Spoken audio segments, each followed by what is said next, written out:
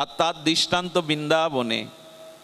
চলুন আমরা ব্রজে সেই দৃষ্টান্ত শুনি। নারদজি যাচ্ছেন, নারক আকাশমার্গে দেবশ্রীপাদ ভক্তি কল্পতরু যেতে যেতে দেখছেন এক গোপী যমুনাতে জল আনতে এসে জল ভরা বাদে ঘাগরিটা রেখে যমুনার তীরে ধ্যানে বসেছে। আচ্ছা, লক্ষ্য করবেন বৃন্দাবনের গোপীরা কোনোদিন জপ, ধ্যান, যোগ, অবলম্বন, তপস্যা এসব করেনি। তাদের সর্বস্ব ভগবানকে ভালোবাসা, অনুরাগ, প্রীতি দিয়ে তারা ভগবানকে স্মরণ করত। নারদ এসে সেই যোগমার্গী গোপিনীকে বলছেন, কি গো গোপী, আজকে ধ্যানে বসেছো কেন? যোগ অবলম্বন করছো কেন? তো মাধব মাধব নাম শুনে, গোবিন্দ নাম শুনে, ব্রজবিহারীর নাম শুনে ধ্যান ভেঙে গোপী বলছে, নারদ আমি ধ্যান করছি কেন জানো? আমি যোগ অবলম্বন করছি কেন জানো? কৃষ্ণকে হৃদয় থেকে তাড়াবো বলে। পৃথিবীতে এরকম কথা আমি শুনিনি, নারদও শোনেনি। নারদ অবাক বিস্ময়ে তাকিয়ে বলছেন, যোগী ঋষি মণিগণ বহু জন্ম ধরে তপস্যা করছে ভগবানকে হৃদয়ে পাবে বলে, আর তোমরা হৃদয় থেকে ভগবানকে তাড়িয়ে দিতে চাচ্ছ কেন? প্রশ্নটা শুনুন, তাহলে উত্তরটা ভালো লাগবে। কেন হৃদয় থেকে তাড়াচ্ছ? বলো, কৃষ্ণকে হৃদয় থেকে, নন্দলালাকে হৃদয় থেকে না তাড়ালে ও আমার সংসার করতে দেবে না। বলে কেন, কি হয়েছে? ধ্যান দিন। বলে শোনো, আমি সকালে বৃন্দাবনে তো তখন মাটির ঘর, গোময় লেপন করত। আগেকার মায়েরা যেমন কাঁচা ঘরে গোবর লেপন করত, সকালে উঠেই গোময় লেপন করেছি 10 বার। কেন জানো? যতবার গোবর লেপন করি ততবার লালা, আমাদের নন্দলালা ওই পথ দিয়ে হেঁটে ওই গোবরের পথটা, প্রলেপটা নষ্ট করে দিয়েছে। আমি বেলা 9টা পর্যন্ত গোবর দিচ্ছি, শাশুড়ি তো আর দেখতে পাচ্ছে না। আমার মনের মধ্যে কৃষ্ণ, সর্বদা চিন্তনে ধ্যানে কৃষ্ণ। কৃষ্ণ যখন গোবর পায়ে ওই এড়িয়ে যাচ্ছে, মারিয়ে যাচ্ছে, আমি আর কতবার বলো তো গোবর দেব? শাশুড়ি এসে বলছে, কি আর কাজ নেই সংসারে, শুধু সারাদিন গোবর লেপবে? উনি তো আর কৃষ্ণকে দেখছেন না, আমি দেখছি যে ও ঘর ডাঙিয়ে যাচ্ছে, বলো তো সংসার করি কি করে? আহা, কি নিষ্ঠা ব্রজবাসীদের। আচ্ছা, তারপরে কি হয়েছে? শাশুড়ি বলল দুগ্ধ দহন করতে।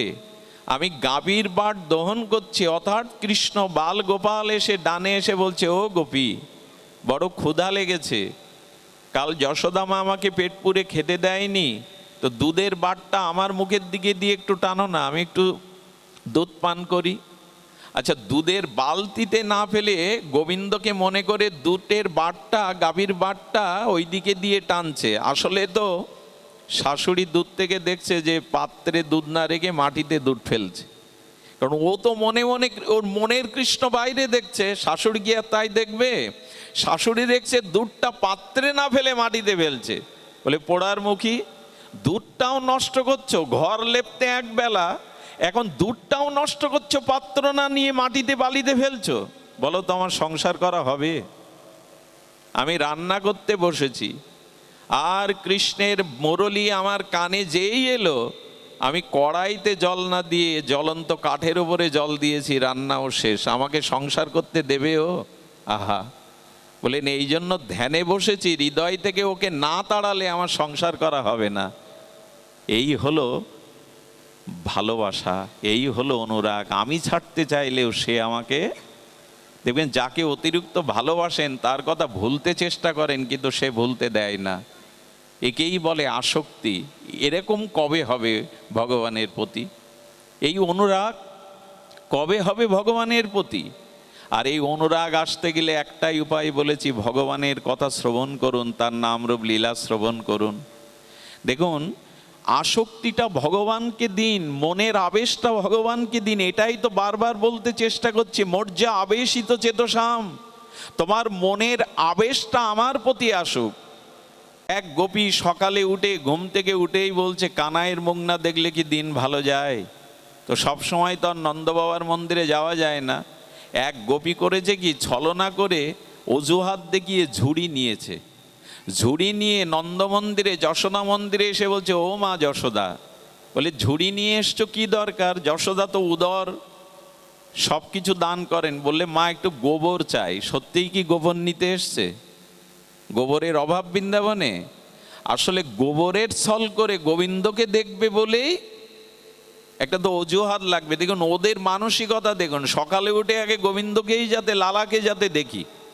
যশোদা বললো কি জিজ্ঞাসা করা লাগে? গোবর আছে, নবলক্ষ ধেনু, যা পারো নিয়ে যাও। যেই গোবরটা তুলছে আর গোবিন্দকে স্মরণ করছে, যার জন্য এলাম সেটা এখনো ঘুম থেকে ওঠেনি। কি করেছে জানেন? গোবর তুলছে আর গোবিন্দকে স্মরণ করছে। আচ্ছা ভগবান কি জানে না গোপী কি উদ্দেশ্যে এসেছে? একবার বলুন, ভগবানের কি অজানা আছে? ভগবান ঘুম থেকে এসে আর ত্রিভঙ্গ মুরারি আর আমাদের গোপাল লালা, নন্দলালা এসে মাজায় হাত দিয়ে ত্রিভঙ্গ ঠামে দাঁড়িয়ে বলছে, কি গো গোপী?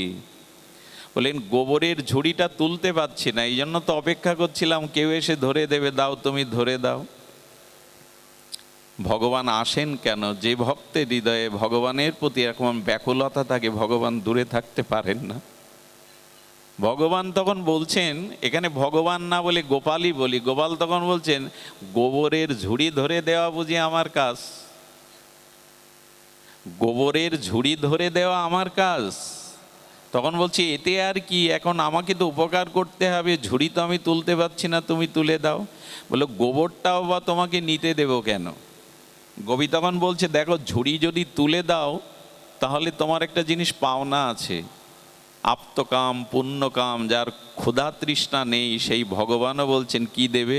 বলে একটা করে ঝুড়ি দেবে, দেবে এক মুঠো করে মাখন দেব। গোপাল বলছে তাতে রাজি আসি। ভগবানের মাখনের লোভ আছে গো? আসলে মাখনের লোভ না, ওই মাখনের মধ্যে গোবিন্দের প্রেম ভক্তি মিশানো আছে। কেমন জানেন? এ কথা বলতে গেলে বড় দুর্বল হয়ে যেতে হয়। গোপী যখন দুগ্ধ দহন করত তখন চিন্তা করতে এই দুগ্ধটা যাতে কানায়ের সেবায় লাগে। সংসারে আমরা তো এরকম করে ভাবতে পারি না যে গাছের এই ফলটা আগে ভগবানকে দেব। ক্ষেতের এই আগেকার দিনে মানুষ এত ধর্মকর্ম করতো না, এত ভাগবত পাঠ নামযজ্ঞ ছিল না, কিন্তু ধর্ম ছিল বছরের প্রথম গাছের ফলটা তারা মন্দিরে বা সাধুকে দিয়ে আসতো, এটা ভগবানের সেবায় লাগুক। এটা তারা জানতো, এটা তারা পালন করত। ক্ষেতের প্রথম ধানের নবান্নের ধানটা গুরুদেবের সেবায় দিয়ে আসি। এখন আমরা এত আত্মকেন্দ্রিক, এগুলো সব মুছে ভুলতে বসেছি। অগ্রে ভগবানকে দিতে হয়, তাকে না দিয়ে পেতে নেই, কারণ এই সব কিছু সৃষ্টির মূল উপাদান তার। তাই গাভীটা দহন করতে গিয়েও মনে করতে এটা গোপালের যদি সেবায় লাগতো। দুধটা যখন দই করতো তখনও বলতে এই দইটা ভালো হলে গোপাল এসে খাবে।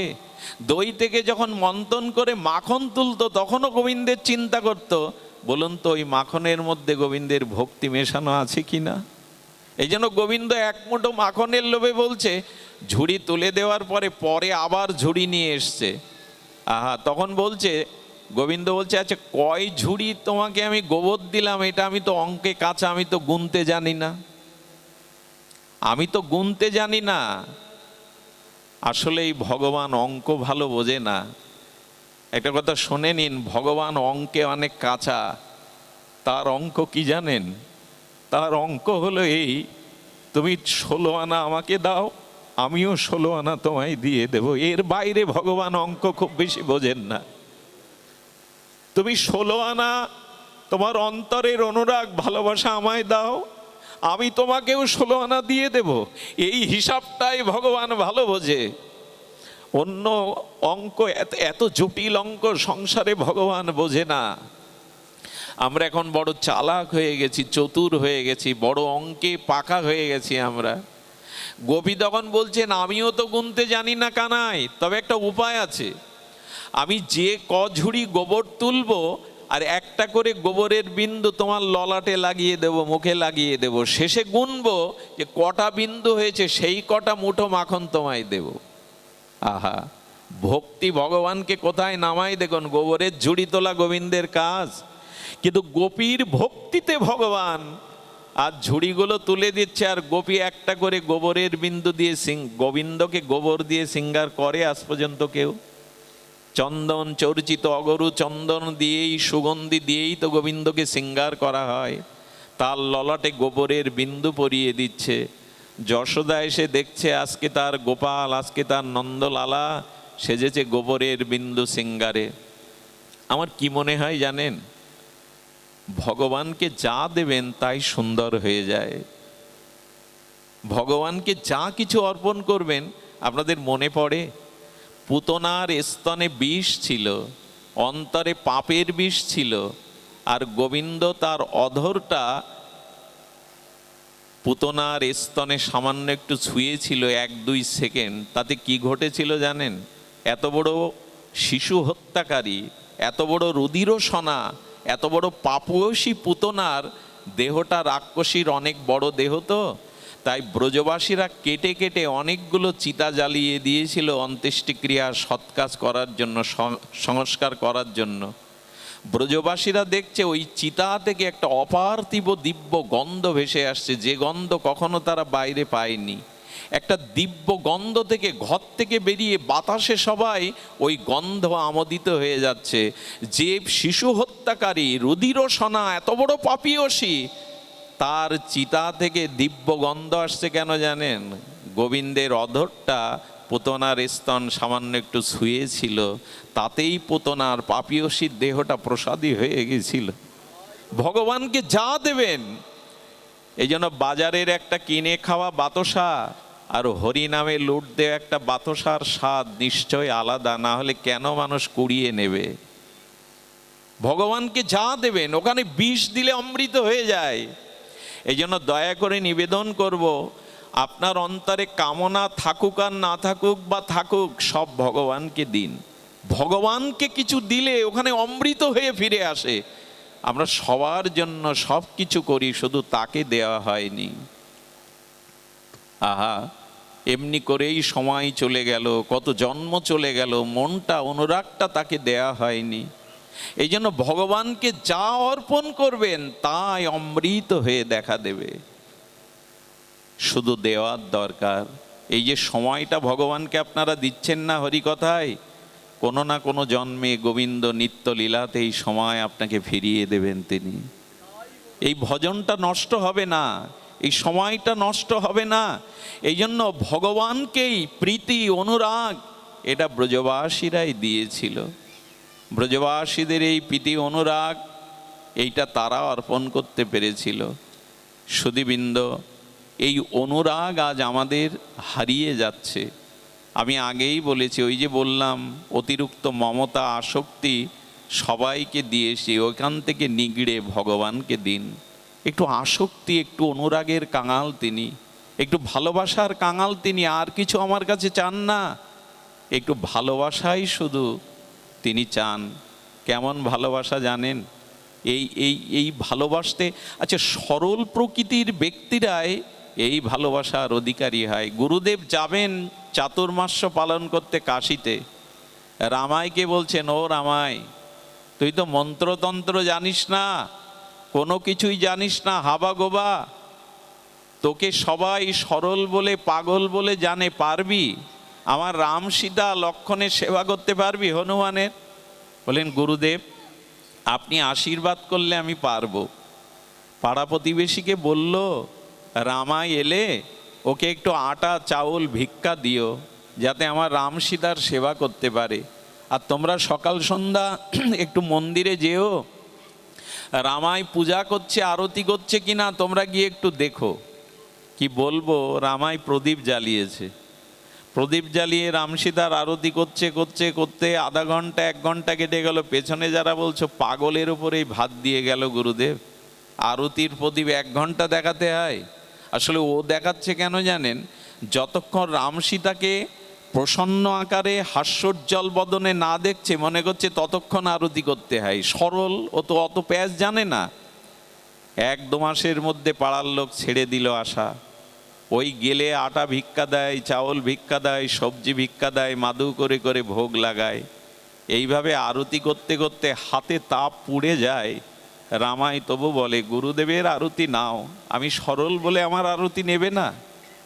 এরপরে ওই আটা সবজি, রুটি সবজি করে সামনে ভোগ লাগিয়ে বলে, তোমাকে দিয়ে পেতে বলেছে গুরুদেব, পাও। একদিন ভোগ লাগিয়ে 1 ঘন্টা অপেক্ষা করেছে, 2 ঘন্টা অপেক্ষা করেছে, 3 ঘন্টা অপেক্ষা করার পরে বেলা যখন অস্ত যাচ্ছে, তখন ফুপিয়ে ফুপিয়ে এই সরল যুবক বলছে, তুমি না খেলে আমিও খাবো না, এখানে মরে পড়ে থাকবো।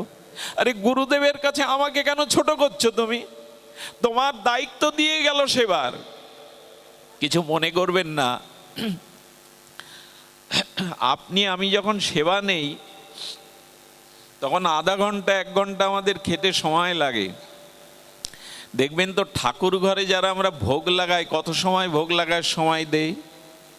ভগবান এসে বসবেন, এই অন্নটা সবজিটা শীতল হলো কি না দেখার উপায় নেই, ধোঁয়া উঠছে ওইটা ভগবানকে নিবেদন করে দিলাম, এই সেবা অনুরাগের না। আপনি খেতে আধা ঘন্টা লাগান আর ভগবানকে ঘন্টা নাড়িয়েই ভোগ হয়ে গেল। এই জন্য ঠাকুর ঘরে যখন যাবেন তখন অনুরাগ নিয়ে যাবেন। এই ভগবান এলেন, এই আসনে বসলেন, এই এক মুঠো আমার কাঙালের ক্ষুদন্ন গৌরহরি মুখে দিলেন, এরকম বসে বসে ভাববেন। তো করেছে কি 1 ঘন্টা 2 ঘন্টা 3 ঘন্টা, সন্ধ্যা হব হব বলছে, হে রঘুপতি রাম, হে মা জানকী, তোমার তো দয়া মায়া আছে, তুমি তো মা, তোমার সন্তান না খেয়ে আছে দেখো না। রামচন্দ্রের চোখে জল এসে গেছে। আমি আপনাদের গল্প শোনাচ্ছি না, মাত্র 100 বছর আগের ঘটনা। সঙ্গে সঙ্গে রাম সীতা প্রকাট হয়ে গেছে, সাথে লক্ষণ। বলে এলেই যখন এত কাঁদালে কেন, এত দেরি করালে কেন? কাল থেকে যেন দেরি করবে না, আমি ডাকলেই চলে আসবে। আমার ক্ষুধাটা বেশি। সরল যারা তারা তো বেশি মানসিক দুশ্চিন্তা করেন, এই জন্য ক্ষুধা বেশি। দেখবেন সরলরা স্থূল হয়, খায় বেশি, ঘুমায় বেশি, কারণ ওরা অত আমাদের মতো মানসিক যন্ত্রণায় ভোগে না, এত চিন্তা ওরা করে না। সেই থেকে শুরু হলো সাক্ষাৎ সেবা। আটা সবজি ভিক্ষা করে লাগাতে লাগলো আর সেবা। 1 মাস সেবার পরে একদিন দেখছে রাম সীতাকে প্রকট করে বলছে, প্রভু আমি আর পারবো না। দেখো আমি পাড়ায় যখন ভিক্ষা করতে যাই দেখি পিতারা আয় করে, মা রান্নাঘরে রান্না করে, আর সন্তান বসে বসে খায়। তুমি তো পিতা, সীতা তো মা, আমি কেন একা ভিক্ষা করতে যাব? আমি কেন জঙ্গল থেকে একা কাঠ জোগাড় করব? আমি কেন হাত পা পুড়িয়ে রাখবো? মা তুমি পারো না? সীতার চোখে জল এসে গেছে ওর সরলতা রেগে, বাবা আজ থেকে রন্ধনশালায় আমি যাব। রাম যখন ভিক্ষায় যেতে রাজি হলেন তখন বললেন, না ভিক্ষাটা আমি তোমায় করতে দেব না, ওটা আমি করব। বলে কাঠ জোগাড় করবে কে? হনুমান প্রকট হয়ে বললেন, এমন ভক্তের সেবা করাটাও আমার কাছে ধন্য প্রভু, আমি কাঠটাই বয়ে আনবো। চলতে লাগলো ভগবানের সংসার। সীতামা রান্না করে, আরে ও ভিক্ষা করে রামায়। হনুমানজি লক্ষণজি কাঠ জল এনে দেয়, চলতে লাগলো ভগবানের লীলা। চাতুর্মাস্য ব্রত শেষে গুরুদেব ফিরে এসে গ্রামবাসীকে বললেন, তোমরা একটু খোঁজ খবর নাও তো মন্দিরে সেবা হচ্ছে কিনা আমার ঠাকুরের। বলে আর সেবা? 1 ঘন্টার আগে প্রদীপ নামায় না, কি ঘরের মধ্যে বিড়বিড় করে, আমরা যাওয়া ছেড়ে দিয়েছি। কার উপরে ভাত দিয়েছেন আপনি? গুরুদেব নিজে চোখে দেখবে বলে না বলে ধীরে ধীরে পা টিপে টিপে মন্দিরে ঢুকে কি দেখলো জানেন? মন্দিরে ঢুকে দেখলো সীতামা পরিবেশন করছে, প্রভু রামচন্দ্র লক্ষণ সেবা পাচ্ছে, সেই সাথে ও বসেছে রামায়। আর এই দৃশ্য দেখেই প্রেমে মূর্ছিত হয়ে পড়ে গেছে। যখন চেতনা ফিরল গুরুদেবকে দেখতে পেয়ে জড়িয়ে ধরেছে, গুরুদেব আপনি কখন এলেন? ভগবানকে কি প্রণাম করবে? শিষ্যকে প্রণাম করে বললেন, এতদিন জানি গুরুদেব শিষ্যকে ভগবান পাইয়ে দেয়, আজ তুই শিষ্য হয়ে আমাকে পাইয়ে দিলি ভগবানকে। ধন্য তুই, ধন্য তোর প্রেম। আসলে ভগবান যেটা চান, এই সরলতা, এই বিশ্বাস, এটা এখন আমাদের মধ্যে হারিয়ে যেতে বসেছে। সুধীবৃন্দ, আমরা যেন এই সরলতা থেকে না সরে যায়। সরলতার কাছেই ভগবান চিরদিনই ধরা দেন। এই জন্য সরল না হলে সাধু হওয়া যায় না। প্রকৃত সাধুদের দেখবেন শিশুর মতো তারা, তাদের বিক্রম আছে, তাদের বীর্যবত্তা আছে, কিন্তু স্বভাবে তারা শিশুর মতো। কারণ ক্ষমা করতে পারে। শিশুকে একটা চড় মারবেন, 10 মিনিট পর আবার আপনার চকলেট দিলে কোলে এসে হাসতে হাসতে আসবে, ওরা ভুলে যেতে পারে। প্রকৃত সাধু ক্ষমা করতে পারে, প্রকৃত সাধু অন্যের উপর করুণা করতে পারে। সাধু বেশ ধরে যদি ক্ষমা না থাকে, জানবেন আমার ভিতরে সরলতা সাধুত্বের গুণাবলী প্রকাশ পায়নি। সুধীবৃন্দ, ব্যাকুলতা চাই। এই ব্যাকুলতায়, এই মন আবেশই, এই অনুরাগই আমাদের ভগবত চরণে পৌঁছে দেবে। সুধীবৃন্দ, ভজনে আসুন, ভগবত চরণে শরণাগতি নিন। এ জগতের কর্ম, এ জগতের পিপাসা যেটুকু পূরণ হয়েছে তাতেই সন্তুষ্ট থেকে ভগবানের ভজনে করুন। ছোট্ট একটা কথা বলেই পাঠ বিশ্রাম করি। ভগবান একটি মহাবাণী দিয়েছেন, আপনাদের কাছে সেটা তুলে ধরেই পাঠ বিশ্রাম করি। কন্তেয় প্রতি জানিহে ন মে ভক্তা প্রণশ্যতি। হে অর্জুন, তুমি দীপ্ত কণ্ঠে জগৎকে জানিয়ে দাও, তুমি ডঙ্কা নিনাদে জগৎকে জানিয়ে দাও, কম্ব কণ্ঠে জানিয়ে দাও, আমার ভক্তের বিনাশ নাই। এই কথাটি আজকের দিনে আমাদের খুব বড় আশ্রয়ের কথা, ভরসার কথা, অবলম্বনের কথা। ভগবান কি বলছেন? নমে ভক্তা প্রণশ্যতি, আমার ভক্তের বিনাশ নাই। সারাটি জীবন কোটি কোটি দৃষ্টান্ত ভক্তমাল চরিত্রে, ভক্ত চরিত্রে আপনারা পাবেন ভগবান তার ভক্তকে কিভাবে রক্ষা করেন। সুধীবৃন্দ, ছোট্ট একটি লীলা স্মরণে আসছে, কেন জানি না। সেই লীলাটি হলো যে দেখুন, ভক্তকে ভগবান বিনাশ হতে দেন না, এর সব থেকে বড় একটা দৃষ্টান্ত আমাদের নারদজি। নারদ একবার তপস্যায় রত ছিলেন খুব সামান্য সময়ে, এই লীলাটুকু আমরা আস্বাদনে ব্রতী হব। দেবর্ষিপাদ নারদ তপস্যা করেছিলেন, তপস্যার মাধ্যমে তিনি কামদেবকে পাঠিয়েছিলেন দেবরাজ ইন্দ্র। আচ্ছা, কেউ যখন ভজন করে, লক্ষ্য করুন, কেউ যখন ভগবানের পথে, প্রগতির পথে, অনুরাগের পথে ওঠে, তখন সব থেকে বড় বাধা হয় দেবতারা। এ কথাটা আপনাদের মনে অনেকের আঘাত আনতে পারে, কিন্তু এটা আমার কথা না, ভাগবতের কথা। যখন আপনি ভগবানের পথে, ভক্তির পথে এগোবেন, তখন সব থেকে বড় বাধা হয়ে দাঁড়াবে দেবতারা। দেখবেন যত মনি ঋষি তপস্যা করতে গেছে, দেবতারা তাদের তপস্যা ভঙ্গের জন্য মেনকা, উর্বশী এদের পাঠিয়েছে। আচ্ছা, একজন তপস্যা করে প্রেম ভক্তি লাভ করে উদ্ধার হবে, তো দেবতা তোমাদের আপত্তি কোথায়? দেবতাদের আপত্তি কোথায়? আপত্তি একটা আছে, বেদের যে কর্মকাণ্ড, যাগ, যজ্ঞ, আহুতি, এগুলো দেবতাদের নামে দেয়া হয়। এখন আপনি কি চান আপনার দলের একটা লোক অন্য দলে চলে যাক? এটা আপনি চান আপনার দলের একজন সদস্য অন্য দলে ভিড়ে যাক?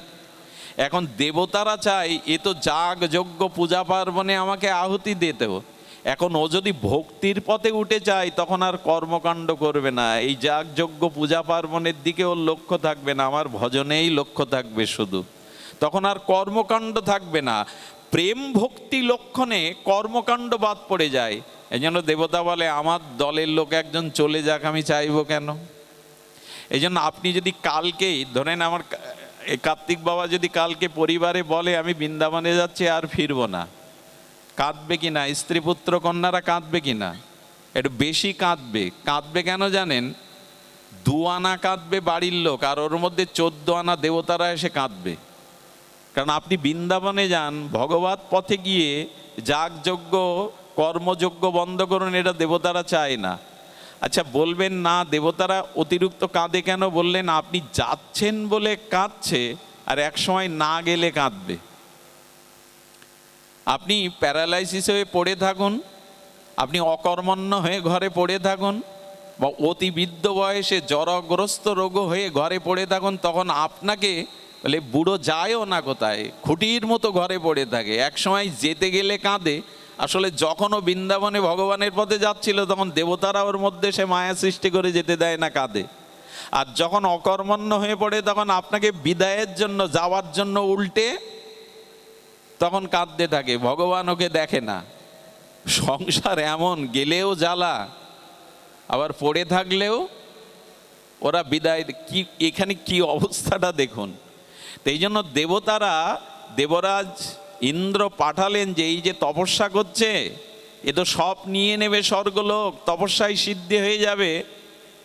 ওখানে কামদেবকে পাঠালো, কিন্তু কামকেও জয় করেছে নারদ ভজনের দ্বারা, ভক্তির দ্বারা। একটা জিনিস বলি, মাঝে মাঝে ভক্তকে ভগবান কিছু করুণা কৃপা দিয়ে দেখেন তার অভিমান আসে কিনা। এই অহংকার সব কিছু শেষ করে দিল আজ। নারদ তখন ধ্যান থেকে উঠে বলল, শিব ঠাকুরও যা পারেনি তা আমি পেরেছি। এই দেখুন, ভজন করুন আপত্তি নেই, কিন্তু অভিমান আনবেন না। আমি লক্ষ নাম জপ করি, আমি সমাজ বৃন্দাবনে পড়ে থাকি, আমি এই করি তাই করি, এরকম ভজন করুন, কিন্তু ভজনের অভিমান কখনো আনবেন না। এই দেখুন, অভিমান এলে কি হয়। উনি শিব ঠাকুরের থেকে নিজেকে ভগবান শঙ্করের থেকে বড় ভাবতে শুরু করেছেন। কেন জানেন? অভিমানে বিচার করছেন। কি বিচার? শিব ঠাকুর কামদেবকে পুড়িয়ে দিয়েছিল, কামকে ভগবান শঙ্কর ত্রিনয়নের অগ্নি দিয়ে পুড়িয়ে দিয়েছিল, কারণ ক্রোধ এসেছিল। কামকে পোড়ালেও কাম ভগবান শিবকে বিবশ করতে না পারলেও ক্রোধ এনেছিল। এখন ক্রোধ আসাও তো পরাজয়, আর আমার কামও এসে পরাজয় করতে পারেনি, আমার মধ্যে ক্রোধও আসেনি, তাহলে আমি শিবের থেকে বড়। আচ্ছা, শিব ঠাকুর কাম জয় করেছে, এই গুণটা তার মনে পড়ছে না। নিজের অভিমান এলে অন্যের গুণ দেখা যায় না। উনি শিব ঠাকুরের দোষ দেখতে শুরু করেছেন, অথচ ওনার মধ্যে যে অভিমান এসেছে এই দোষ। এই জন্য যখন কেউ অন্যের দোষ দেখতে যায় তখন সে নিজের দোষ তার চোখে, যখনই ভজনের অভিমান আপনার ভিতরে আসবে তখন অন্যের দোষটা চোখে পড়বে। আপনার ভিতরে অন্যের দোষ দেখাও যে দোষ, এই ভাবনা আপনার মধ্যে আসবে না।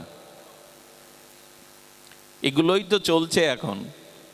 সুধীজন, নারদ, আচ্ছা নিজের ভিতরে কোনো গর্ব এলে এটা না জানাতে পারলে হয়?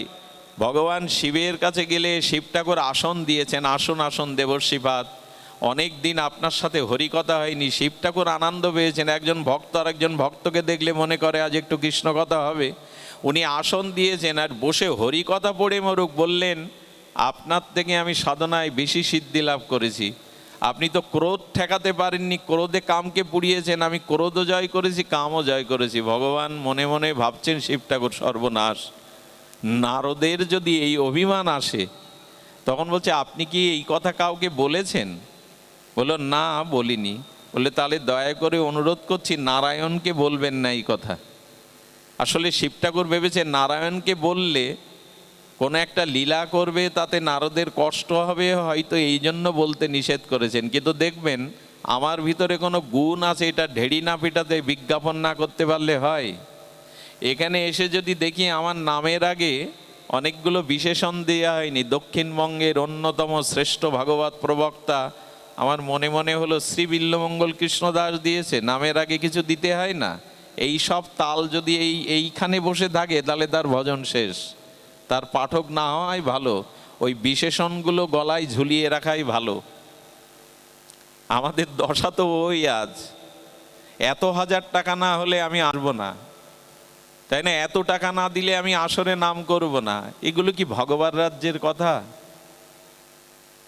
তাহলে আমার সামর্থ্য নাই, আমি আপনাকে আনতে পারবো না। এটাই তো ভক্তি জগৎটাও আজ অভিমানে ভরে গেছে। সেখানে বিজ্ঞাপন যে যত করতে পারে আজ বিজ্ঞাপনে, এই জন্য উপযুক্ত সাধুরা, উপযুক্ত মহাত্মারা আজকাল নয়নের আড়ালে চলে গেছে। আমাদের মতো আমাদের মতো বললে ভুল হলো, আমার মতো মাদিস জীব আজ নিজের বিজ্ঞাপনে ব্যস্ত। কে কত নিজের বিজ্ঞাপন করতে পারে, এটা সাধুত্ব নয়। নারদেরও আজ সেই দশা। ভগবান শিবকে বললেন, কৃষ্ণ কথা বলবো মনে করেছিলাম, হরিকথা রাম কথা, এ তো কামের কথা। কোথায় রামের কথার জায়গায় কামের কথা জুড়ে দিল। দয়া করে যাদের হৃদয়ে অতিরিক্ত ভোগ বাসনা আছে, কামনা বাসনা, তাদের ধারের কাছে যাবেন না। সম্মান করবেন, দূর থেকে নমস্কার করবেন, তাদের ধারে বসবে না। তাহলে রাম কথার বদলে কাম কথা জুড়ে দেবে, তারা সাংসারিক কথা জুড়ে দেবে। এই জন্য সঙ্গ নির্বাচনটা আগে করতে হয়, কার পাশে যেতে হয়, কোথায় গিয়ে দুটো কথা বলতে হয়, যেখানে কামের কথা সাংসারিক কথা, না যেখানে রামের কথা। শিব ঠাকুর হতাশ হয়ে বললেন, নারদের কি দশা, দুজনে মিলে কৈলাসে কোথায় রাম কথা বলবো, কাম কথা জুড়ে দিল। শিব ঠাকুর ব্যথা পেলেন। আসলে নারায়ণকে বলবেন নাকি, আগে এসে নারায়ণের কাছে বলেছে, যা ব্রহ্মা পারিনি আমার পিতা, যা ভগবান শিব পারিনি আমি পেরেছি নারায়ণ। আচ্ছা নারায়ণ সব কিছু তো আপনাকে জানায়, আমার একটু বিয়ে করতে ইচ্ছা করছে।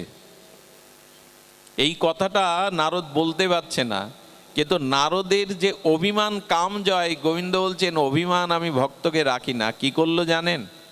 বললেন নারদ তুমি একটু পরিভ্রমণ করে এসো। আর এই অবসরে গোবিন্দ বিশ্বমোহিনী রূপ ধরলেন। কি রূপ? বিশ্বমোহিনী এক রাজা সৃষ্টি করলেন, রাজত্ব সৃষ্টি করলেন। আর সেই রাজকন্যা যুবতী রত্ন ভগবান নিজেই বিশ্বমোহিনী রূপ ধরলেন।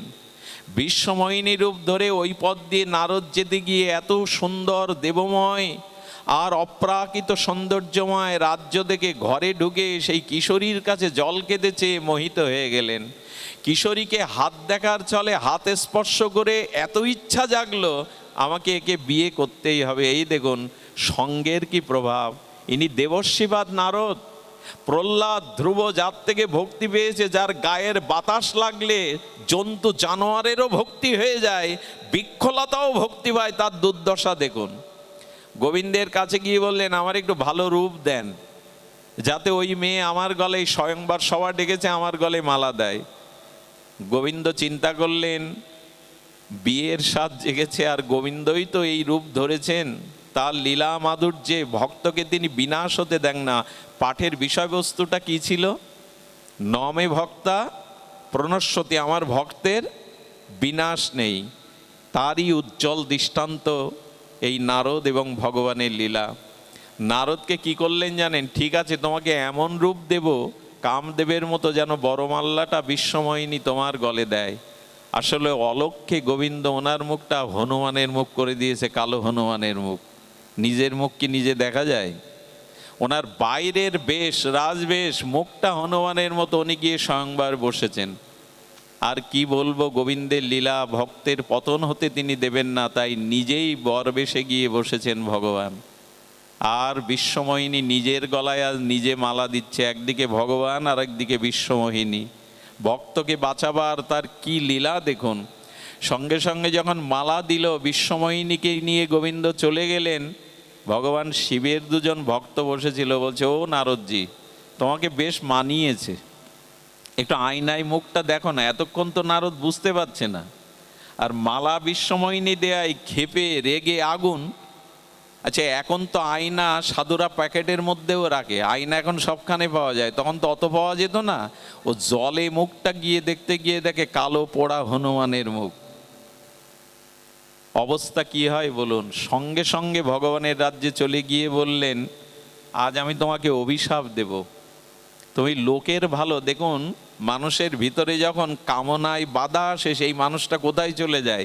বললেন আজ তোমাকে আমি অভিশাপ দেব, কারণ তুমি লোকের ভালো কোনোদিন দেখতে। কে বলছেন কথা?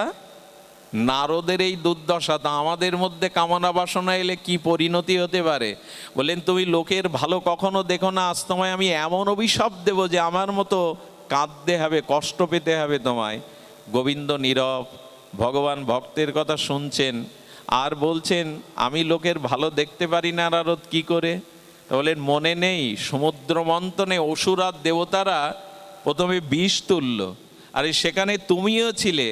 ভোলা ভালা শিব ঠাকুরকে বিষ দিলে তুমি, আর ওষুধদের দিলে সুরা, দেবতাদের দিলে অমৃত। আর যখন লক্ষ্মী উঠল তখন তার মালা তুমি গলায় দিলে, যখন কৌস্তবী মণি উঠল তখন ওটা গলায় ঝালিয়ে দিলে। বিষ দিলে শিবকে, ওষুধদের দিলে সুরা, দেবতাদের দিলে অমৃত, আর নিজে নিলে লক্ষ্মীকে আর লক্ষ্মীর ভাণ্ডার কৌস্তব মণিকে। আমি জানি না তুমি লোকের ভালো দেখতে পারো না। ভগবানকেই দোষ দেখলে ভগবানেরও দেখা যায়। তখন বলছেন আমি তোমাকে অভিশাপ দেব, শুনে রাখো। অভিশাপ হলো এই, তোমাকেও আমার মতো এই রূপে জগতে আসতে হবে। ভালো করে লক্ষ্য করুন, খুব মূল্যবান কিছু বিষয় এখানে, তাত্ত্বিক বিষয় আছে। দ্বিতীয় অভিশাপ হলো যে আমি যেমন আমার মনোমতো স্ত্রীকে পেলাম না, আমি অভিশাপ দিচ্ছি তুমিও স্ত্রী পেয়ে হারা হবে, আমার মতো কাঁদতে হবে, কষ্ট পেতে হবে। আর কি বললেন? আর বললেন যে হনুমানের মুখ, বানরের মুখ তুমি আমায় দিয়েছ, এই হনুমানের সাহায্য একদিন তোমাকে নিতে হবে। এখানে একটা জিনিস দেখুন, ভগবান কেন নারদকে বিবাহ করতে দিলেন না? গোবিন্দ মনে মনে বললেন অভিশাপ দাও দাও, ভক্তের অভিশাপ মাথা পেতে নেব। কিন্তু তুমি যেমন বললে স্ত্রী হারায় আমাকে কাঁদতে হবে, সে কান্নাটা অল্প দিনের। আর তুমি যদি বিয়ে করতে তো তোমাকে অনন্ত জন্ম কাঁদতে হতো কামনা বাসনায়। এই জন্য আমার ভক্তকে আমি কাঁদতে দেই না, আমার ভক্তকে আমি পতন হতে দেই না। আচ্ছা, ভক্ত ভগবানকে অন্যকে অভিশাপ দিতে পারে? একটু কথা বলবেন, অভিশাপ কি ভক্তের কাজ? আসলে নারদ যা দিলেন তা অভিশাপ না, একরকম আশীর্বাদই। ভক্তের মুখ দিয়ে কখনো অভিশাপ বেরোয় না। যদি বেরোয় জানবেন তিনি প্রকৃত ভক্ত নন, আর ভক্তের মুখ দিয়ে ভুলেও অভিশাপ বেরোবে না। আচ্ছা, কি বললেন?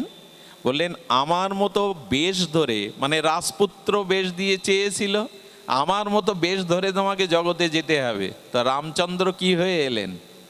রাজপুত্র হয়ে। তো তা কাউকে রাজপুত্র হয়ে জগতে আসার এটা অভিশাপ না আশীর্বাদ? আচ্ছা, বলতে পারতো ভিখারি হয়ে যেতে হবে, এটা অভিশাপ হতো? আর রামচন্দ্রকে তো আসতে হতো রাবণ বধের জন্য, ত্রেতায় আসতে হতো না? অর্থাৎ নররূপে তার আসার আবির্ভাবের আশীর্বাদ করলেন না, অভিশাপ দিলেন। আচ্ছা, দ্বিতীয় দিলেন ওর তো বিয়ে হয়নি, বলতে পারতো তোমারও বিয়ে হবে না, কিন্তু অভিশাপের ছলে বধ দিলেন কি যে তোমার বিয়ে হবে আর স্ত্রী হারা হয়ে কাঁদতে হবে। তা বিয়ে না করলে স্ত্রী হারা হবে কে? অর্থাৎ ভগবানের বিবাহটা আর আশীর্বাদ দিলেন, সীতাহরণটা এটা রাবণ বিনাশের একটি লীলা মাত্র। সীতা কি রাম ছাড়া হয়? শক্তি কি শক্তিমান ছাড়া হয়? কখনো হয় না। আর তৃতীয় বললেন এই বানরের সহযোগিতা তোমার নেওয়া লাগবে। হনুমান, সুগ্রীব, জাম্ববান এদের নিয়েই অঙ্গদ, এদের নিয়েই তো ভগবানের লীলা। আচ্ছা, ভগবানকে সহায়তা করে যারা লীলায়, তাদের সহযোগিতা নেওয়া কি রামের ভুল, ভগবানের ভুল? হনুমানের মতো ভক্তকে, ভক্ত কখনো কাউকে অভিশাপ দেয় না। আমার বলবার অভিপ্রায়, ন মে ভক্তা প্রণশ্যতি, আমার ভক্তের বিনাশ নেই। গোবিন্দ বললেন অভিশাপ নিয়েও, আশীর্বাদ রূপ নিয়েও আমি ভক্তকে পতন হতে দেই না। নারদের মতো মহর্ষিকে, এই নারদের মতো দেবর্ষিকে, নারদের মতো ভক্তি কল্পবৃক্ষকে আমি যদি সংসারী করি তাহলে প্রচার করবে কে? ভগবানের ভাবধারাকে জগতে প্রচার করবে। তাই আমার ভক্তকে আমি চিরকাল রক্ষা করি। এই লীলার দ্বারা আমি এইটুকু বার্তা আপনাদের হৃদয়ে পৌঁছে দিতে চেয়েছি, ভগবানের চরণাশ্রয় করুন, বিনাশ নেই। সেই সমুদ্র বা নদীর জলে আপনারা দেখবেন, সমুদ্র নদীর জলে নৌকা ভেসে যায়, অনেক সময় বলবান মানুষ ভেসে যায়, ছোট ছোট মাছগুলো উজানে উল্টো দিকে যায়। এর একটাই কারণ, সেই কারণটা আর কিছু না, সেই কারণটা হলো জলে শরণ মাছ নিয়েছে, এই জন্য মাছকে ভগবান রক্ষা করেন। মহাপ্রভু বারবার এই জন্য বলেছিলেন, দেখুন মহাপ্রভুর একটি বাণী দিয়েই পাঠ বিশ্রাম, বাণীটা আমার বড় প্রিয়, আপনাদের জন্য যদি একটু আস্বাদনে প্রসাদী করে দেই। শ্রীবাসের অঙ্গিনায় মহাপ্রভু যখন কীর্তন করতেন, এক দুধ খাওয়া উপবিদধারী এক কিশোর ব্রাহ্মণ ঘোমটা দিয়ে মহাপ্রভুর নিত্য কীর্তন দেখতে শ্রীবাসের অনুমতি নিয়ে গোপনে বসেছিলেন এক পাশে। এ লীলা হয়তো আমরা বহু আচার্যের মুখে শুনেছেন।